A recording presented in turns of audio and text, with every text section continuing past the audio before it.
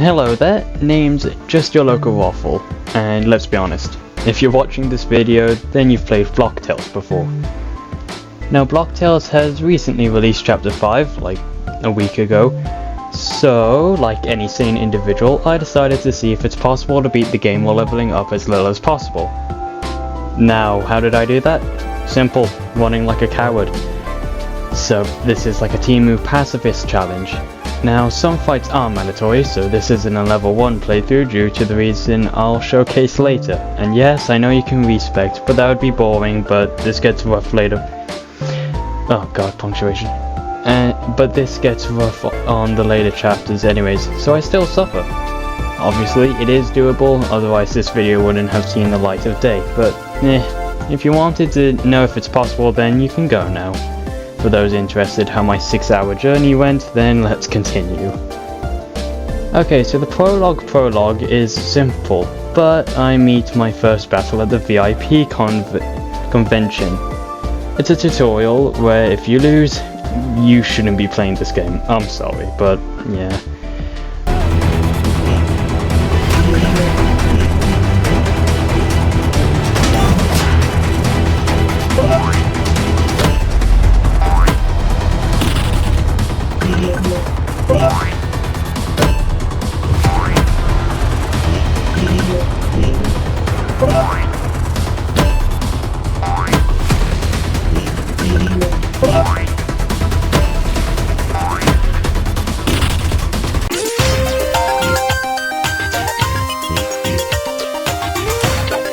But aside from that, I and the mysterious figure, who I'll call Eleanit, due to the Dominus, and it's cool, get sucked into the thingamabob and are sent to the past.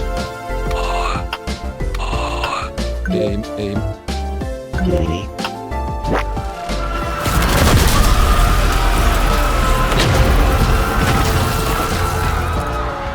I then get a cutscene where I learned that A, Eleanit has only one arm, so that's so cool, and B, he's hired Nubador to wrangle an army. Not cool.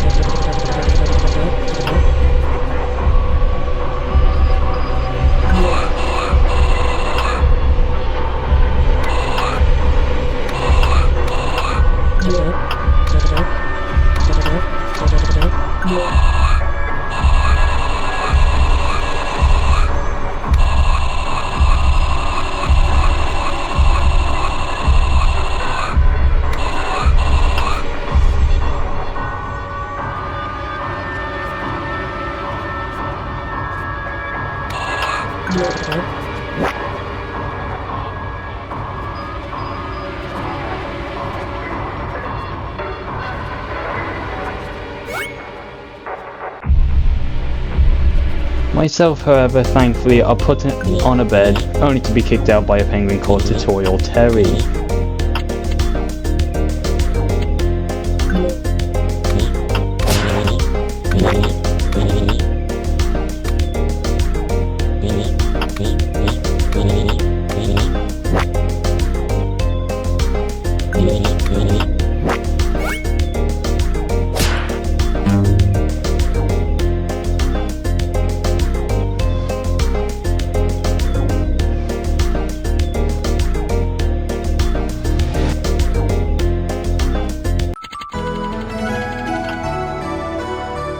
And that marks the prologue. The actual prologue starts off easy enough. Scale the Roblox HQ and meet Shedletsky at the top, having been beaten up by Nubador and 2 small noobs who are red and blue. Nubador gloats before the dude backflips off the building. The red noob kicks Shedletsky unconscious as I get closer, causing the blue noob to notice me, so getting the jump on them is impossible now. The blue noob warns the red one, and we face our first boss.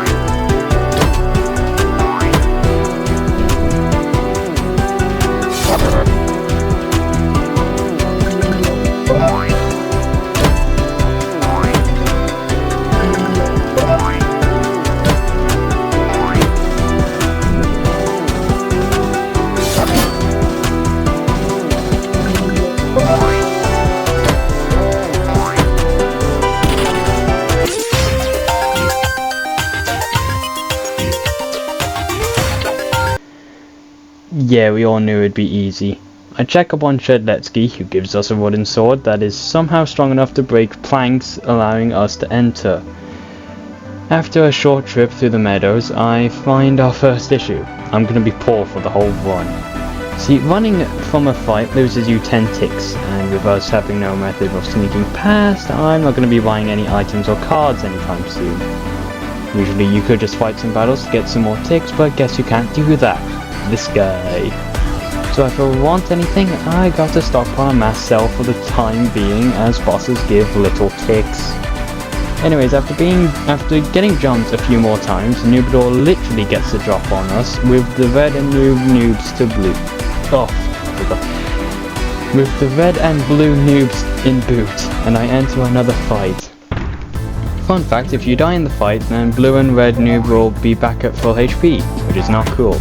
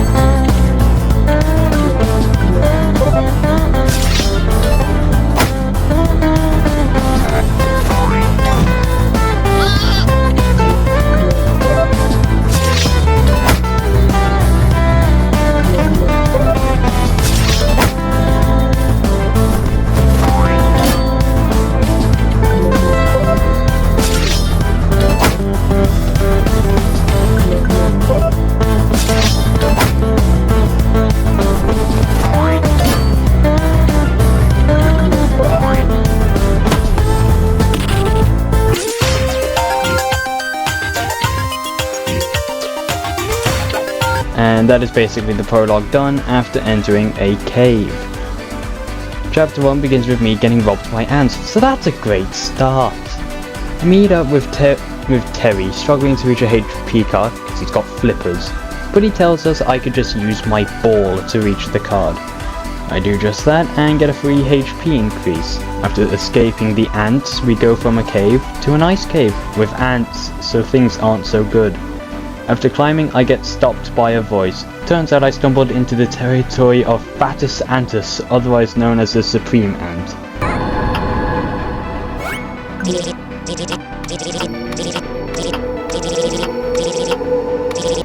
I don't do anything causing her to be pissed, so we engage in a fight.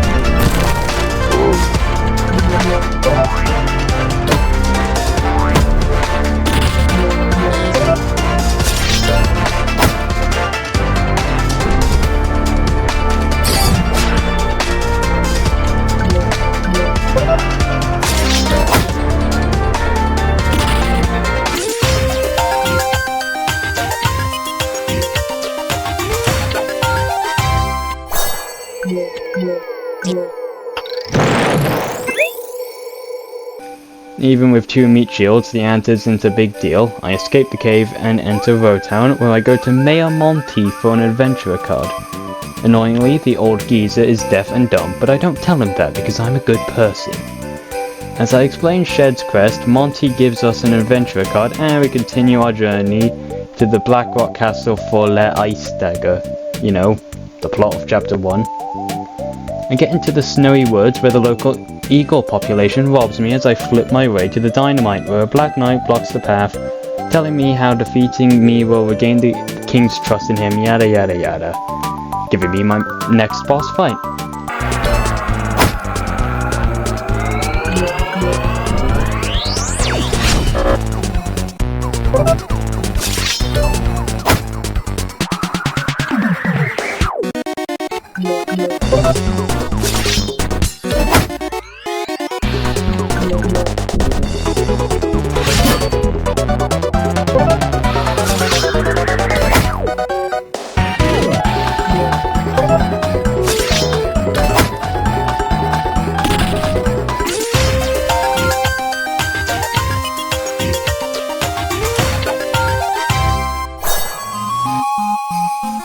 After wiping the floor with him, I do some more flipping until a floating spiky thing gets in the way, which I use lethal explosions to kill.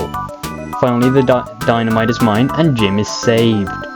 I blow up the rubble blocking an entrance into Blackrock Castle and the local knights also rob me. After unlocking a door, knocking over a few pillars and more rubble destruction, we reach a long corridor. Halfway through, a statue almost rams into me. I can go no further, and the most notorious fight of Chapter 1 begins.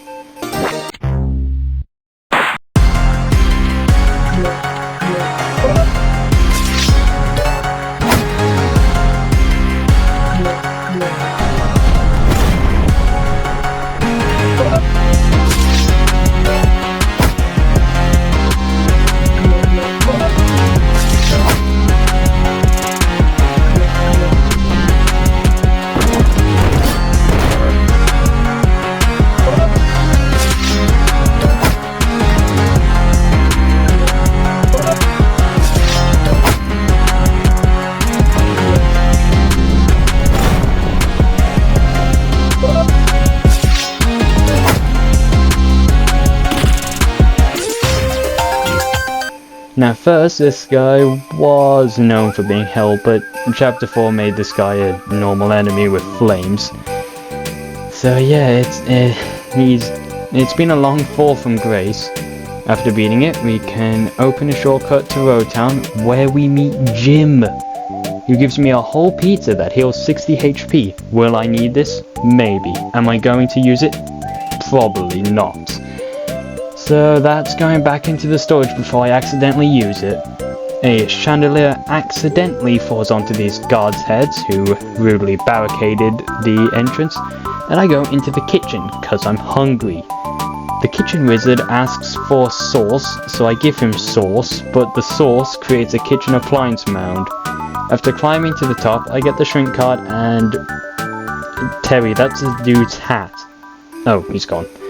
Anywho, I use the new card to get another key, open the main door, climb another spiral staircase, throw up, and meet the Cruel King. After trying peace, the guy threatens me, and thus the final Chapter 1 fight begins. Now mind you, I'm only level 2, which is 6 levels under the Chapter 1 level cap. And it went into BP, so you'd think this would be hard, right? Right?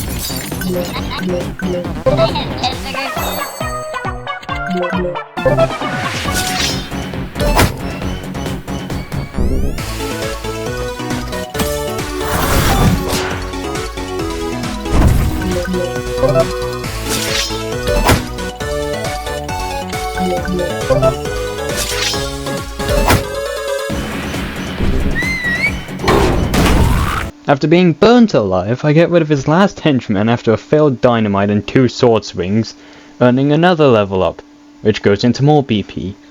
Yeah, I like BP, okay? Leave me alone. The king monologues about how he failed before he literally dies and the ice dagger is mine, marking the end of chapter 1. So you'd think, but because of the rewrite, we actually get a cutscene with Nubador and Elle in it, where Nubador is sadly replaced by a guy called Lear. Nah, that's Noli. I mean, he's got the Void Crown. No, I'm talking about the theory Noli, not Forsaken Noli. Just before anyone calls me a Forsaken fanboy.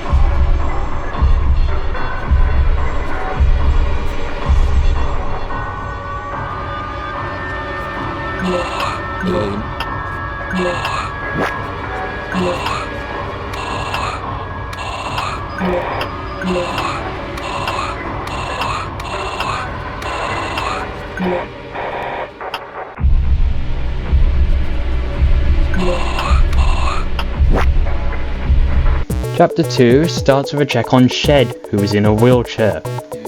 Okay, seriously, how bad did Nubador beat him up? I tell him I did good and decline another tutorial so I can get into chapter 2 as quickly as possible. Now usually I'd go to the Gura and fight the Cruel King 5 times to get a summon, but I don't want to risk learning boss rematches give XP. So I go to the plane, which results in a Terry drop kick. Thankfully he flies me to oh god, that's hard to say, Topolis. Yeah, good enough. Where the Venom Shank is, but he doesn't get paid because I only have 14 ticks, and that's going into the next enemy that I run from. A guy and his gorilla assault a policeman after fleeing while I struggle with airplane check-in. The guy gives us a take the L, and I decide to take a trip into an anthill filled with mosquitoes, of course. I free a rock to get past a water spring, allowing me to take a spring out. Managing to get into a town, something seems to scare the townsfolk, which I'm forced to check, because I can't really do anything with all the other guys cowering in fear. Turns out the guy from before and his gorilla have grabbed the mayor called Thaniel.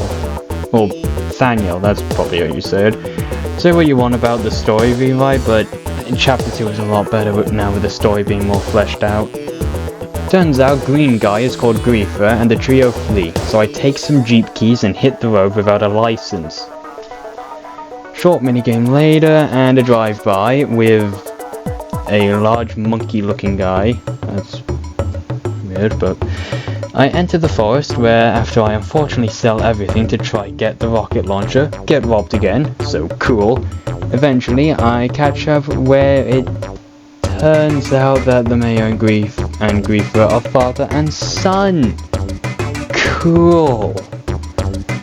Griefer's actually called Brad, but I guess I have to call him Brad now. Brad uses earthbending to block my path, which I blow up, angering the nesting Komodo dragon, who, shocker, is mad and I have to fight. After dying once due to poison and muscle memory not kicking in, and the fight goes as smoothly as Komodo dragon goes.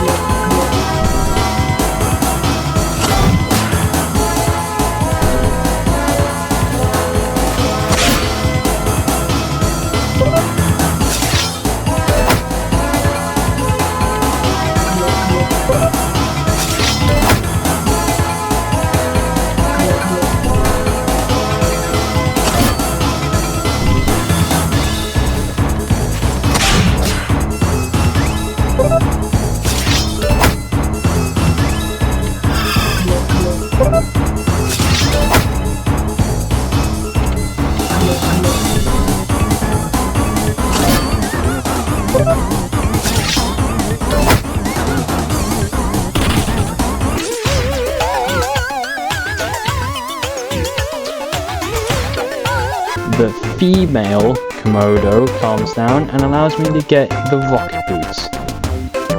Why does a Komodo dragon have rocket boots? I don't know. Why is she able to lay eggs the same size as her? I don't know. Anyways, it allows me to cross a gap over some water. Because, as we all know, Roblox players cannot swim. I eventually get back to Brad and Co. Daniel, now being dangled by the gorilla, gets pulled over some too tough for me to cut grass as Brad decides to end my interruptions early by fighting.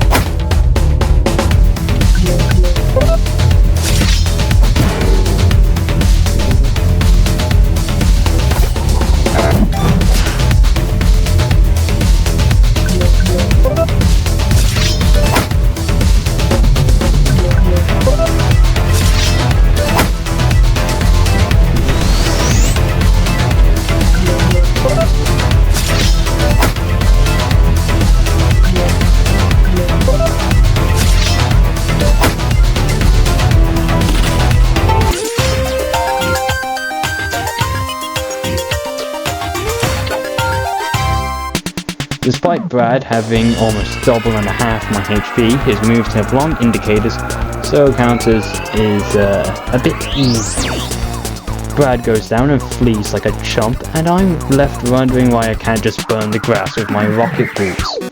After finding a sword I could use to slice the grass, it gets stolen sadly by the brown hairy thing that I hit. Chasing after it, I smack a large tree a bit, and it turns out that brown hairy thing was Bigfoot. So now he wants to attack me, I guess. Now, Bigfoot, when I did this in hard mode, well, just played the game in hard mode, not actually did this challenge in hard mode, was a pain.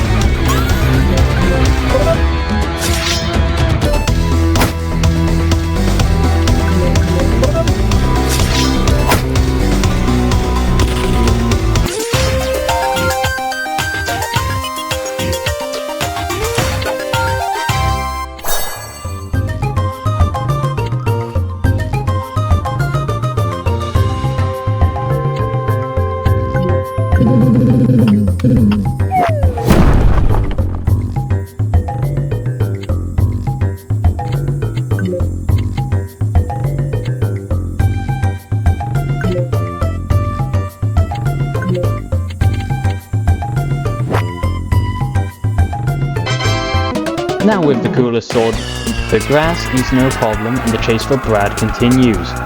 After a dumb vine puzzle that takes me way too long to finish, I gain access to the large tree, and it seems to be a climbing time. One long climb done, and I find the Venom Shank, with the Mayor, Brad and Monkey there as well.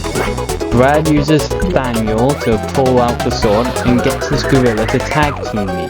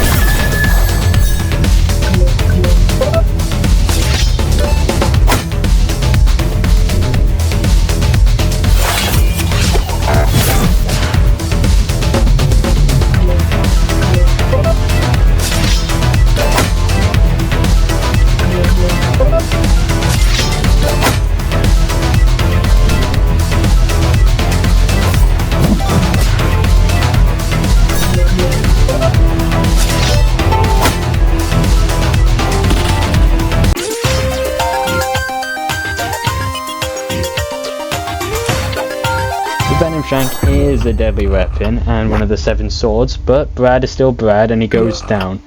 Brad, now seeing visions like the king, goes nuts and stabs himself with a venom shock, because why not, turning him into a large Venus flytrap to begin round 3 against Brad.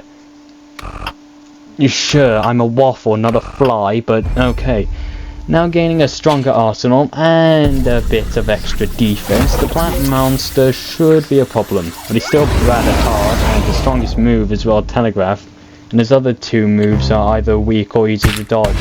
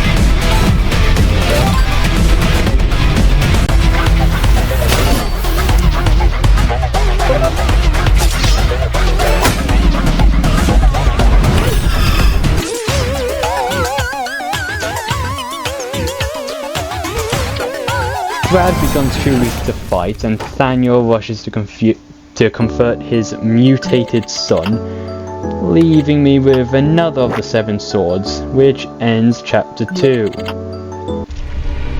Now for our 2 antagonists. Eleanor now has one of the 7 swords, being not the Illuminati, the Luminaire? Yeah, close enough. And has somehow managed to bring Builderman into a void dimension, as Noli snitches how I managed to beat Brad. Eleanor tells Noli to sabotage the Bizville railways to prevent access to Scary Town. Bit on the nose, but sure. Builderman questions how far Eleanor is going to go, and yeah, that's chapter 2 done. Major improvement to the last chapter 2, I will admit.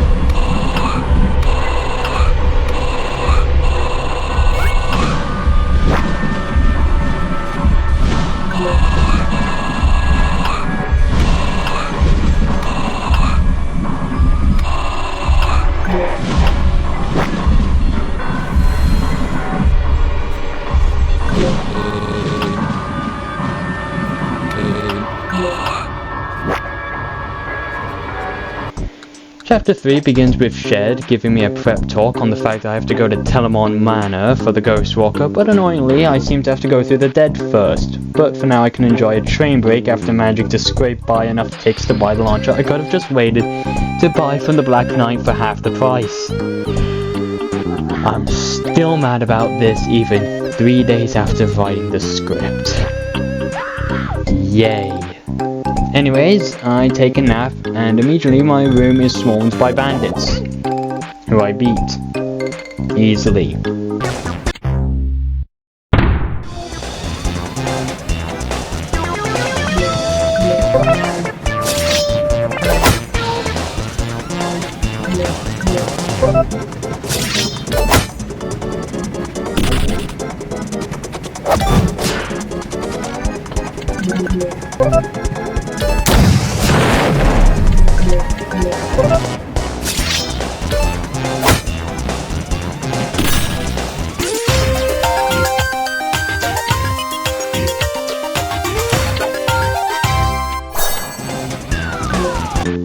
Running from cart to cart, I get to the front where red and blue noobs show up again and are fighting off bandits, as Noobador seems to now be the fat controller, as...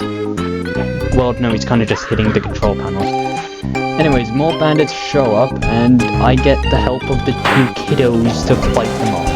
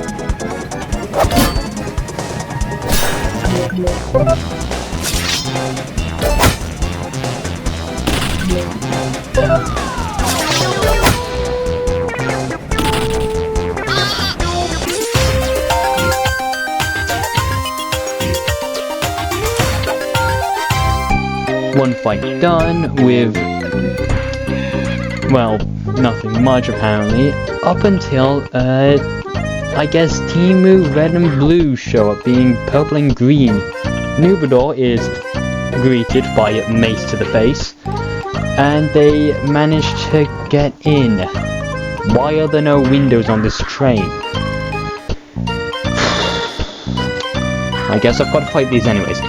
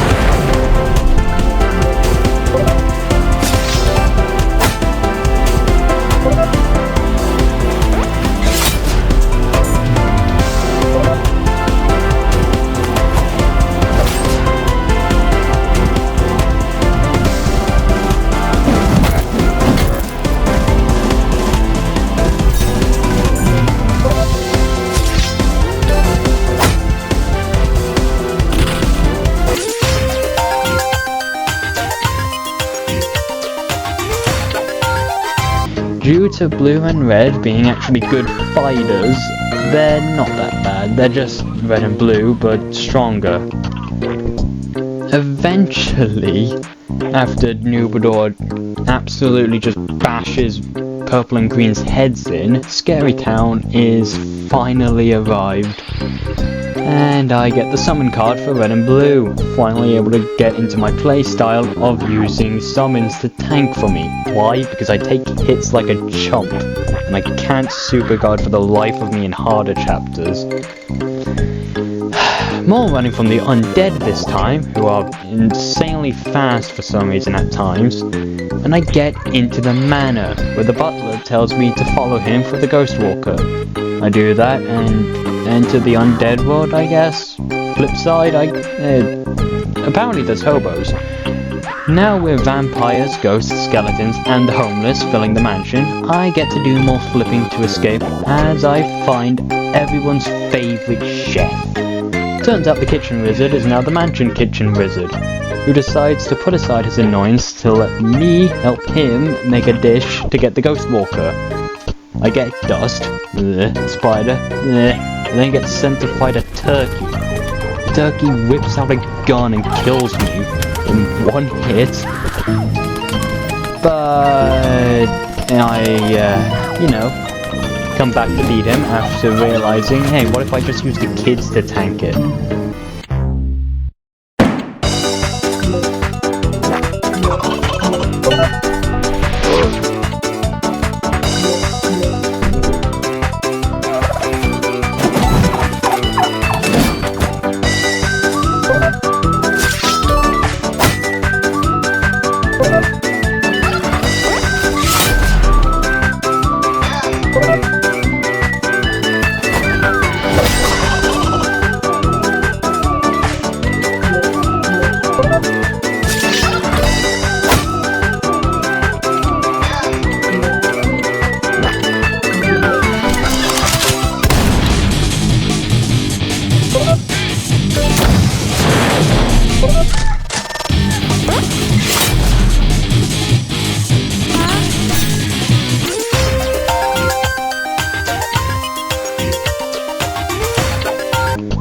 Somehow, the chef whips up shark fin soup and a ghost potion out of dust, spider, and a turkey, letting me to get past a barrier.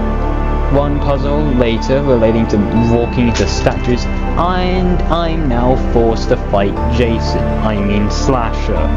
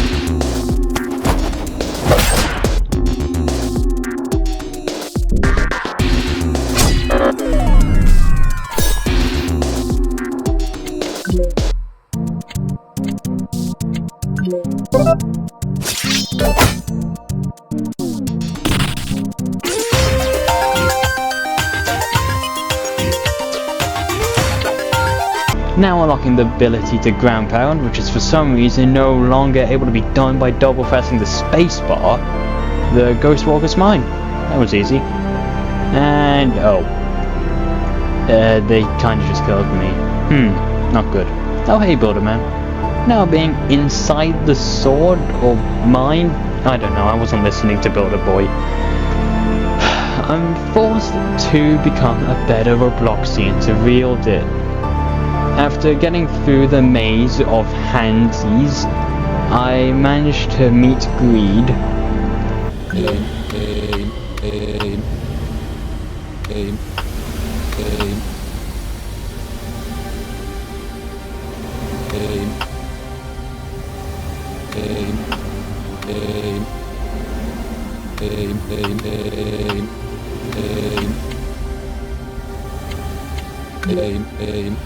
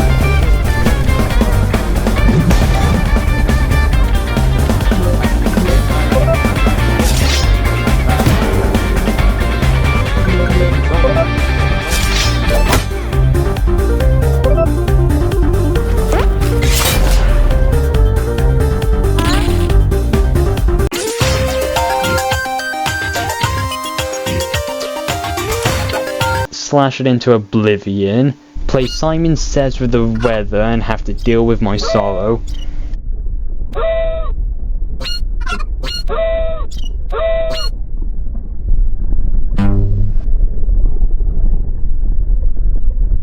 Aim, aim, aim, aim, aim, aim, aim, aim, aim.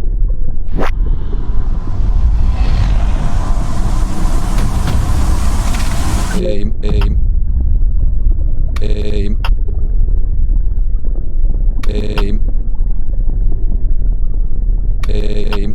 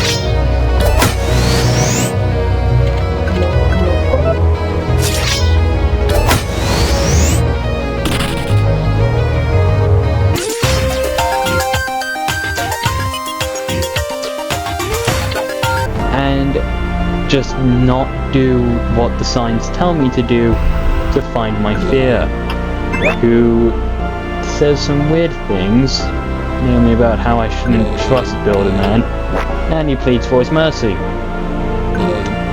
I kinda beat him to a pulp before jamming out to the music. Aim, aim, aim, aim. Aim, aim, aim.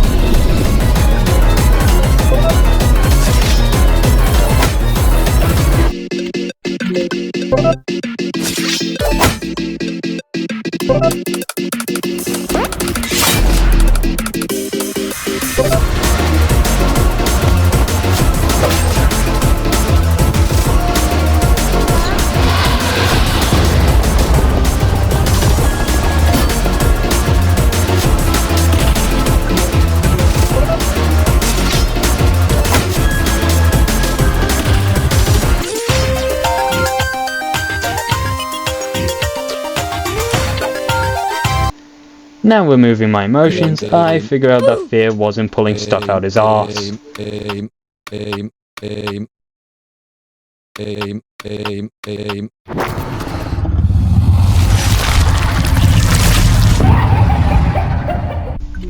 So yeah, I was kinda just letting my hatred get control of me. In a desperate attempt to regain control, I rushed to the center of my mind, almost dying in the process, to subdue hatred and... yeah, okay, I know everyone else complains about hatred's new dialogue. Oh, you wanted me to say I don't agree? No, I do agree. It's a weird choice. I do get it that they had to forcibly remove the original storyboard artist or whatever it was called. I don't know why. Hashtag bring back old hatred. Anyways, hatred was a pain to fight. He was a pain to fight in hard mode, where I had to use training wheels in order to win. I know, a clown on me. And he sucks here. And it's all because of that freaking lightning move that can two-shot me.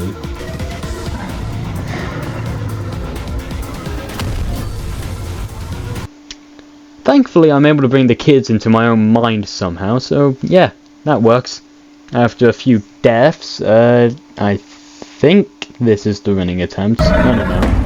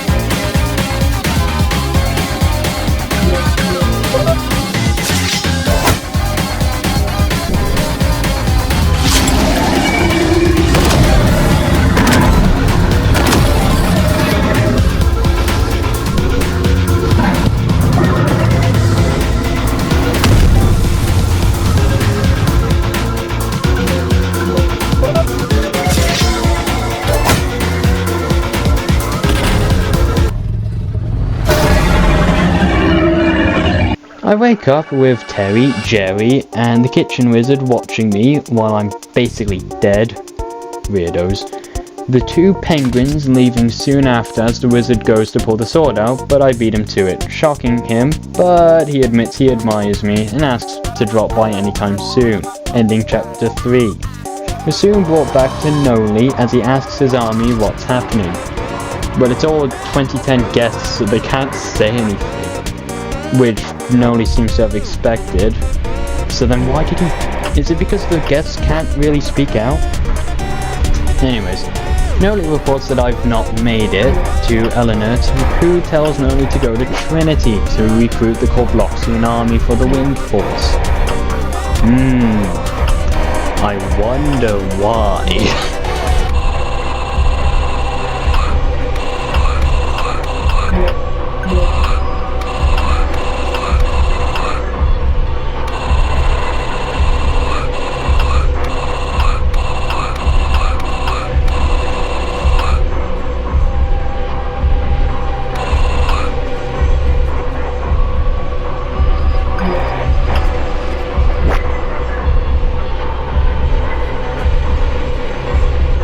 Chapter 4 begins with yet another shed-themed breakdown, who says how the next sword, the Firebrand, is the only sword without a guardian.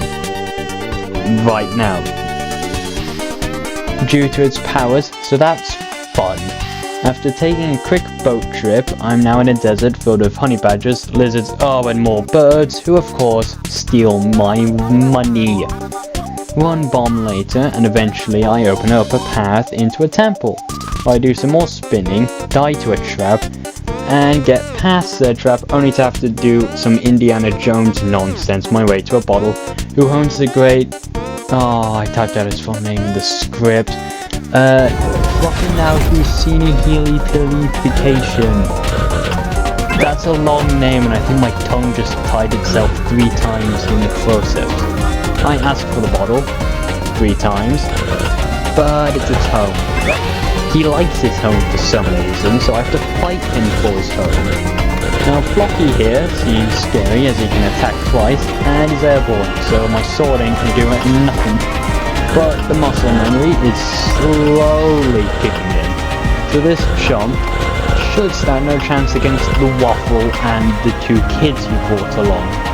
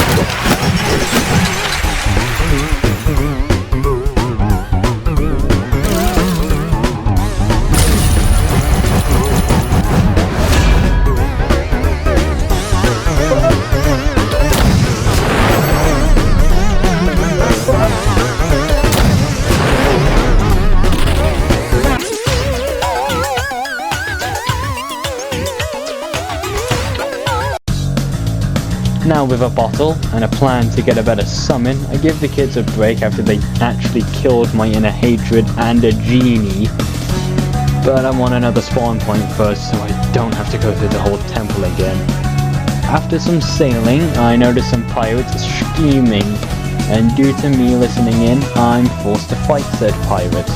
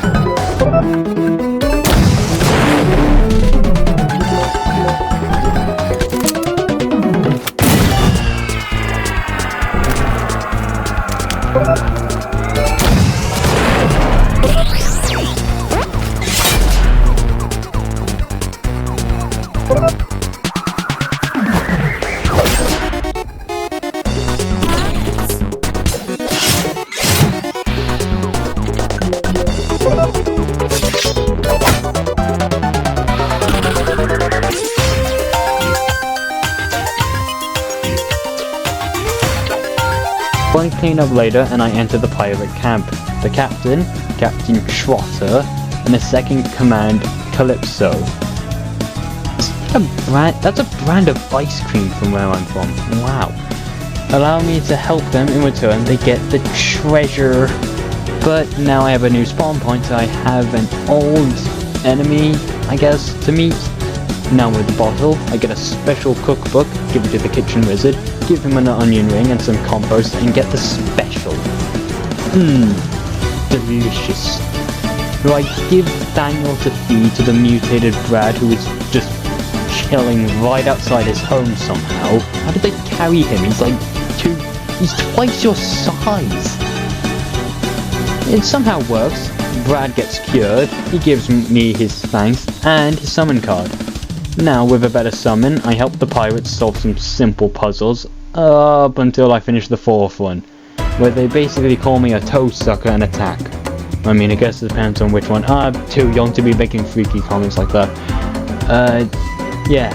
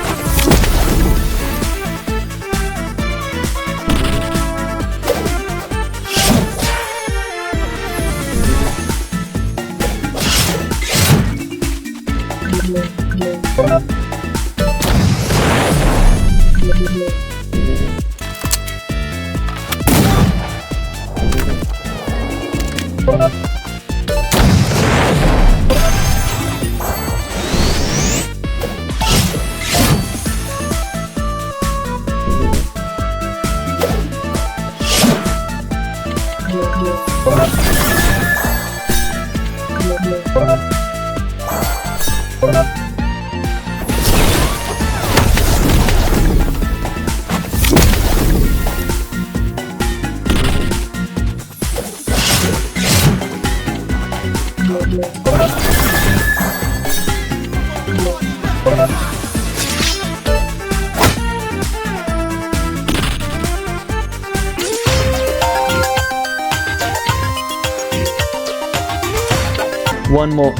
more floor mopping with the pirates, and Calypso scolds me. Even if it wasn't my fault. Come on, what self-defense here, lady? Come on. With the temple gate now open, I enter probably my least favorite section in the whole game so far. The Temple of the Red Sun. After multiple hieroglyphs attacks, I earn two things, a shovel, and apparently several hammer blows to my Wi-Fi router as Ping takes a nose bomb for a while. One Roblox crash later, and a ladder climbed, I meet back with the pirates inspecting an image. Trotter, nervous about what he's seen, warns everyone to be careful, and as soon as everyone's in the middle of the bridge, what even is that? Anyways, the bridge is destroyed and Calypso helps me with the fight. So about the firebrand having no protector, Shedletsky? Yeah, explain what the hell this thing is!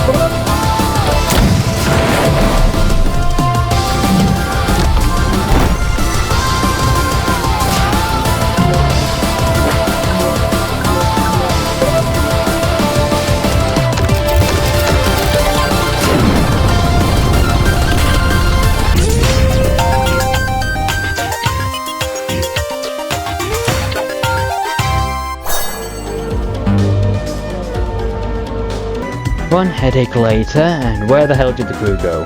Well, Trotter and Calypso are fine, so that works. I then struggle to remember I could just dig under the rubble, and the reason the crew has vanished becomes evident.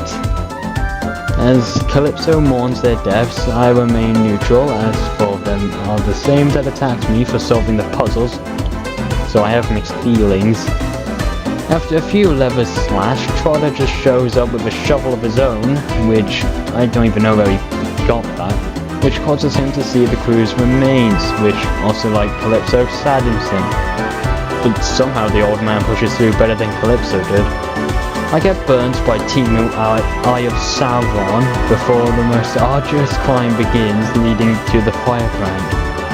Seriously, this is like the staircase before you fight the cruel king, but like 10 times worse. Wait, no, it's the statue that the statue that has the long staircase, not the king. Where would you look at that? Treasure and the firebrand. Maybe I won't be poor anymore. Oh right, the other two are here. And Trotter is lamenting, depressing, regretfuling. Nah, we both got our sides of the deal done, so we both get the rewards we wanted, right? Right? Oh, come on, just let me have it my way. So now, Trotter is wielding the firebrand and attacks both me and Calypso, because I guess she's at fault as well somehow. Seriously, you treated her like a second kid, if you even had a first kid to begin with.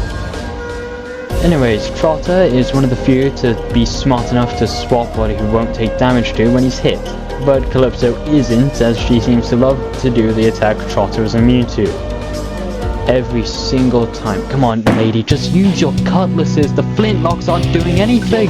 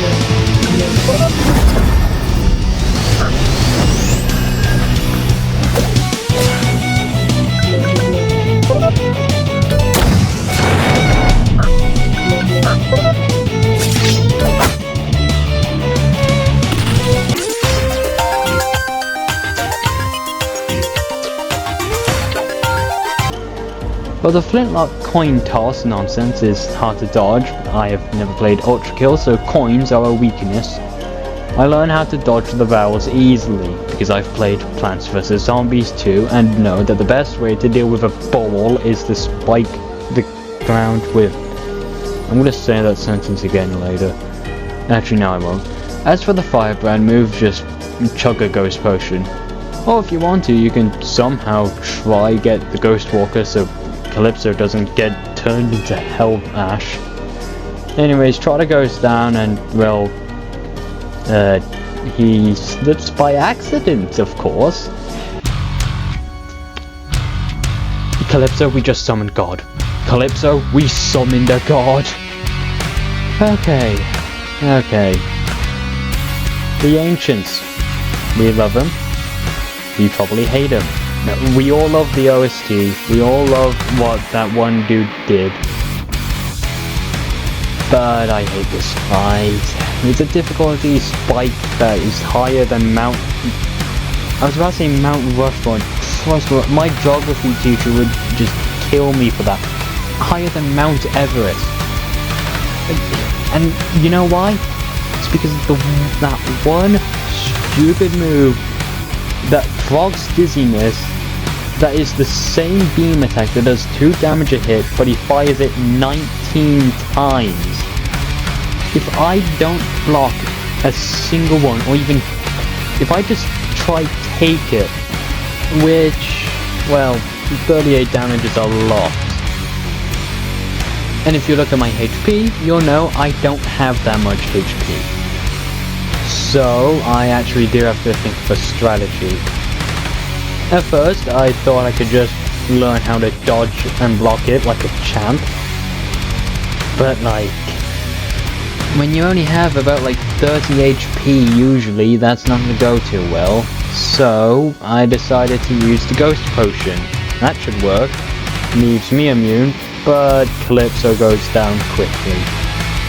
So after a few attempts I kinda X'd that one out. Back to the drawing board, but that isn't the only move that I can use to not get hit.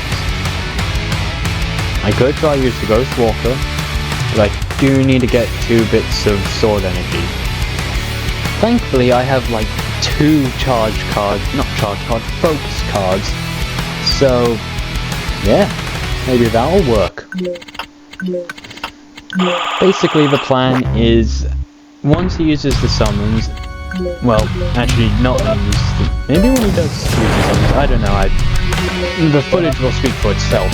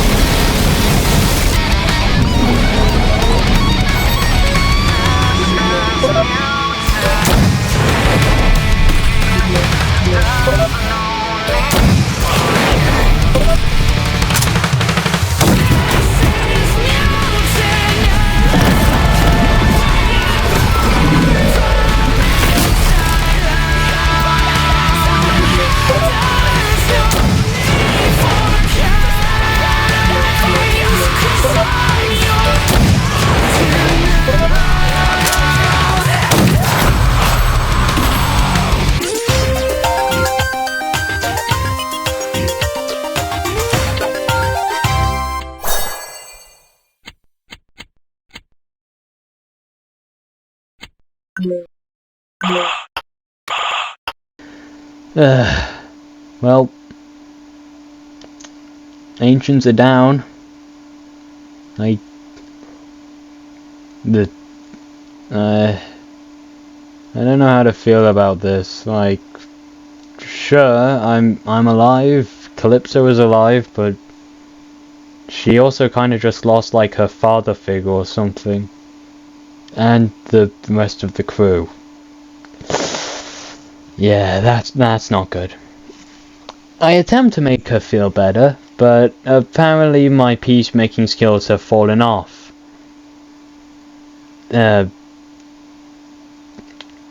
Want to talk about it later? I don't know, I've never been that good at talking to women. They kind of just squirt me with water guns nowadays. They squirt everyone where I am with water guns now that I think about it. I'm saying too much irrelevant stuff. Yeah, chapter 4's done. After I grabbed the firebrand. Of course. What, you think I was just gonna leave it? No, Trotter was kind enough to drop it. Actually, no, the ancients kind of just exploded with it, I think. I don't know, I'm already forgetting the footage. Yeah, I don't have the best memory. Hey, wait. But. We get some more Noli shenanigans. And it turns out that he's managed to find the Kobloxian hangout area. Anyways, Argyll. That is an awful name. Christ. Demands to know why Noli's there, who says he's just a messenger. Even if he's that my boy Noobador back at chapter 1, but they still walk into a section we can't follow because law reasons. But that marks the actual end of chapter 4 and the beginning of chapter 5.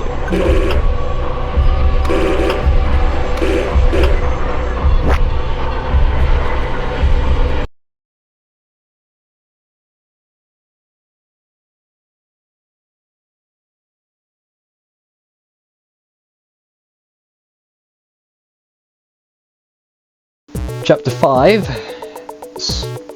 well, it begins with me still being on a sour note due to literally what happened a few seconds ago, but I could still go back to HQ for Shed, and it's Pumpkin Man! Yeah! Right, so turns out Matt knows me, but I don't know Matt, which is a shame, but Matt acts like a bit of an info dumper.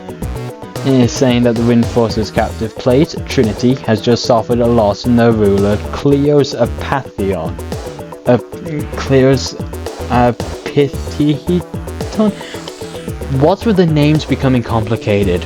I'm a native English speaker, you know I struggle with English. He died to sudden illness, which is coincidental, but I digress. I'm not the law writer, I'm some random teenager. Yeah. Thankfully his kid Casey is supposed to become queen, so getting the wind force should be easy. I climb up a ladder and... oh, hey Telemon. Oh yeah, I didn't hear about you since chapter 3, how you doing? Nope, you're not that kind of guy? Shame.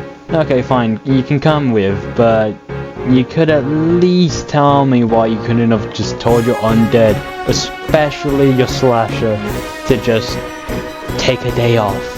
Or something. Yeah? No, you don't want to answer that? Okay, jerk.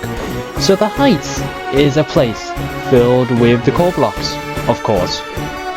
And pterodactyls, of course. Yeah, bet you didn't think of that.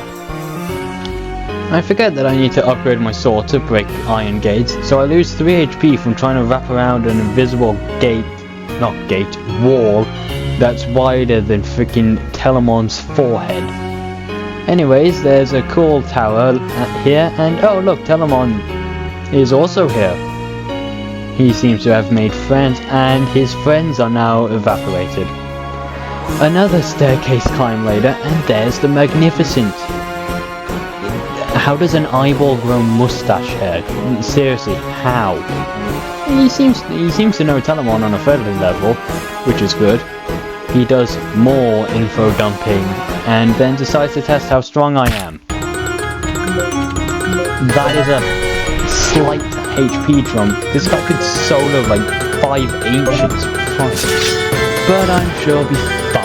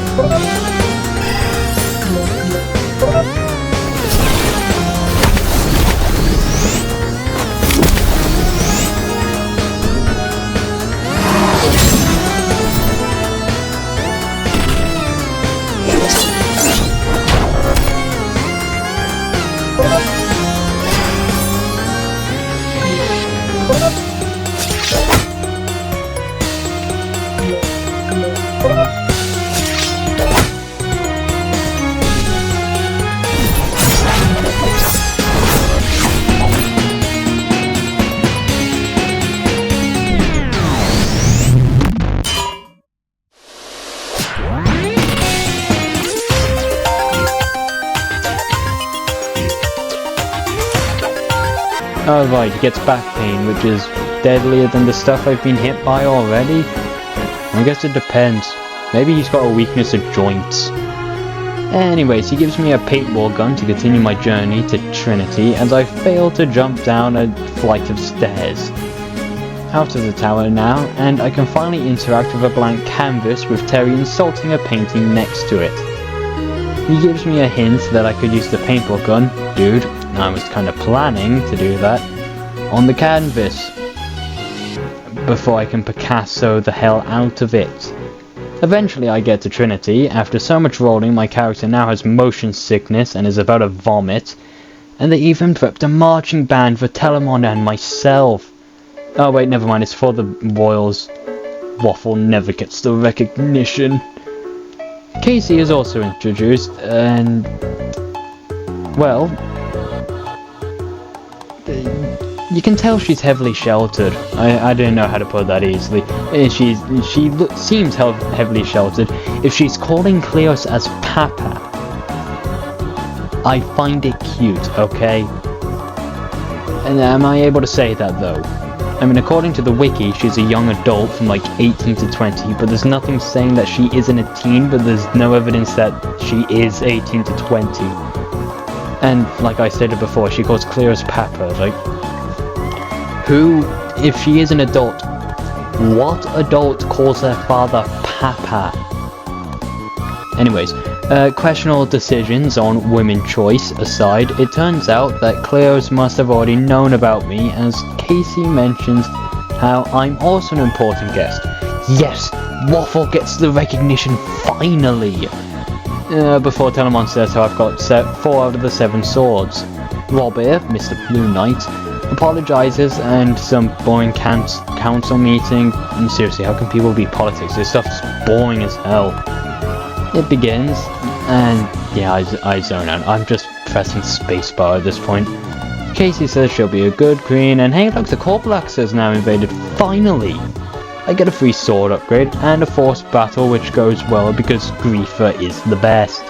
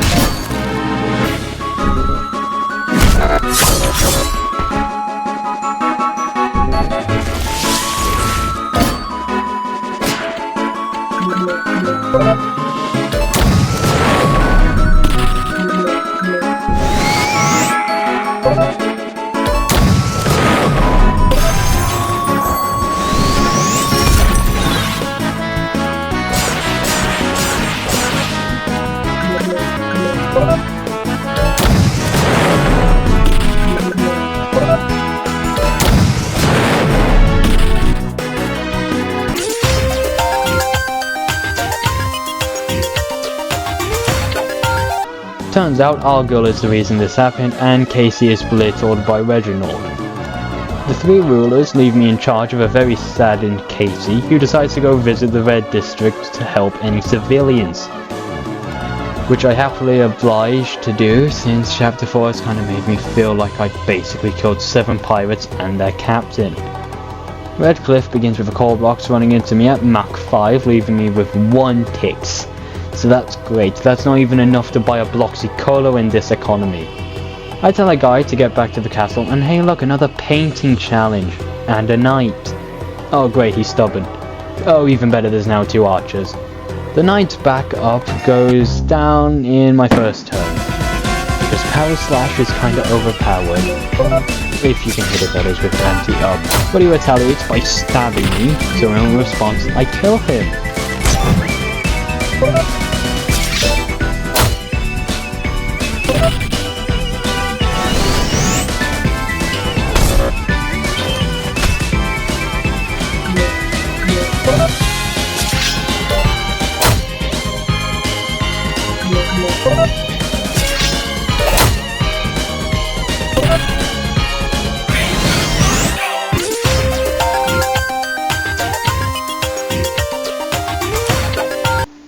Casey questions herself on why the knight wouldn't listen and pleads I don't attack any non-Corbloxians.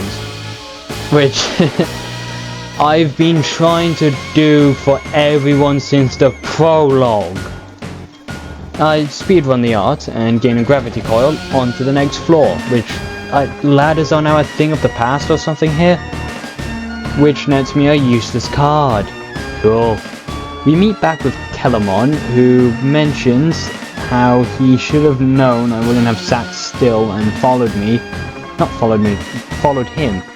which I can't really deny. I'm an impatient person at times. He consoles Casey and tries to boost her confidence, which maybe works? I don't know, I don't seem to be a good people person. Either way, he says how Reginald bit off more than he can chew and is up to his neck in core blocks, so I got to go help him. Why him? Why can't I help Wobble or whatever? Azuri? Yeah, that's what the female one was called. I finally get to Redcliffe Castle, where there are core blocks, but they're all dead. Still enter the castle though, where Reginald is sitting his lazy arse down, seemingly bored from core blocks. It doesn't seem very happy about me talking back to him, so responds with a language he understands. Violence.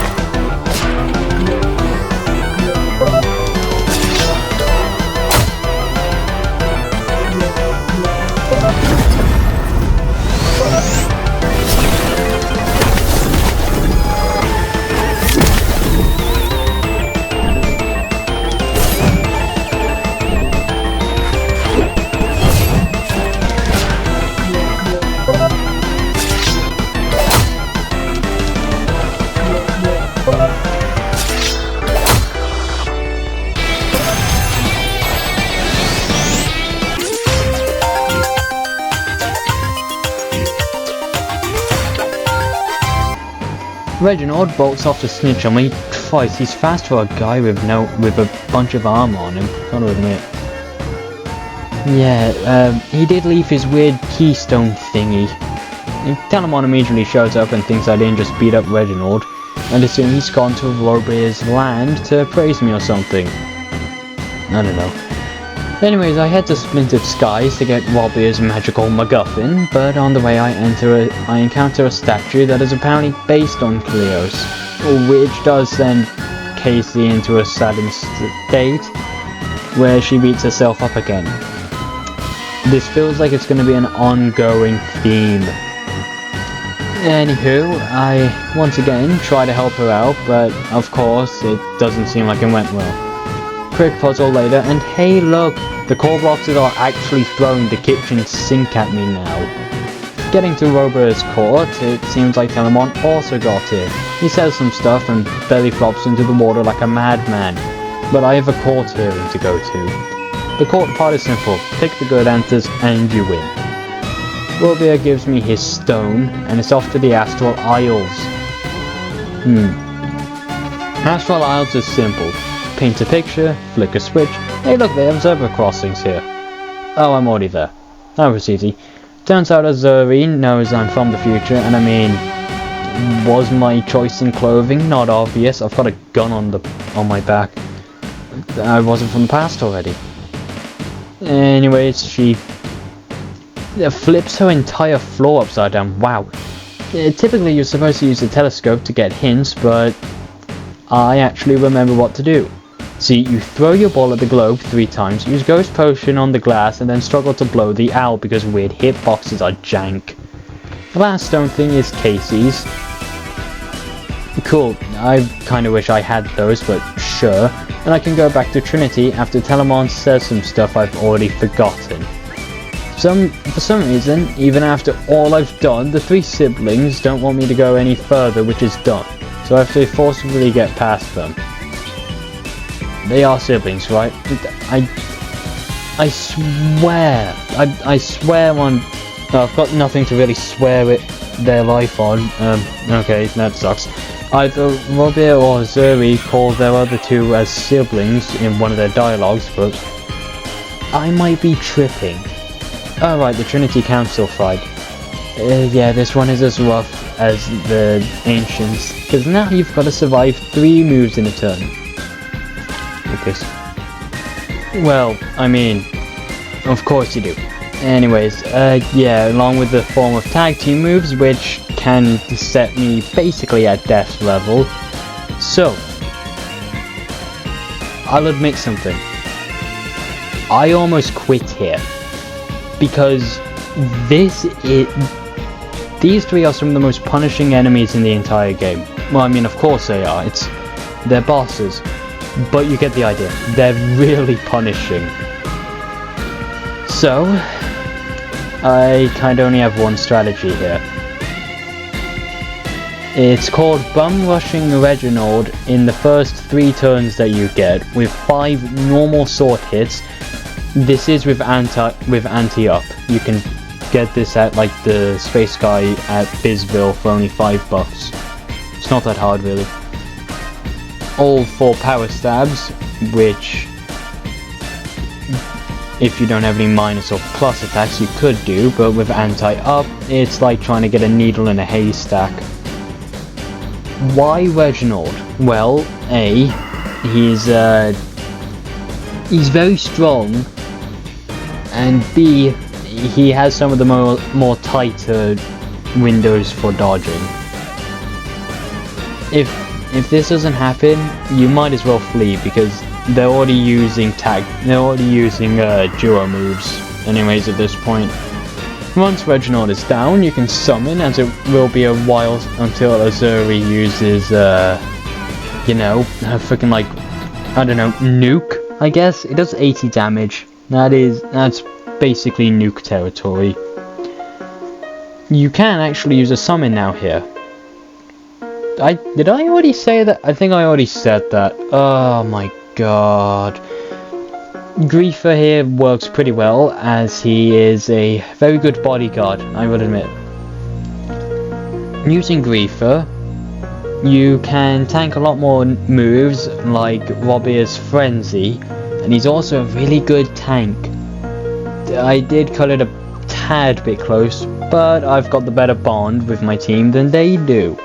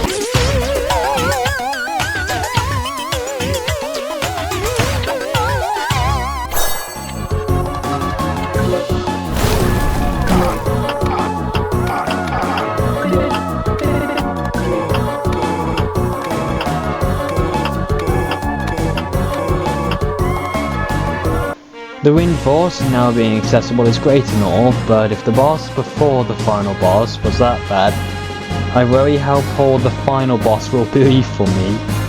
After all, the Trinity Council was Ancient's level of difficulty, so I might as well call it quits here. Nah, I've got a video to pump out. Nerves aside, I slowly get through the 7th Sanctum and onwards towards the Wind Force. Casey seems to have already nabbed it though, and by the looks of it, things aren't going well in her whole mental department.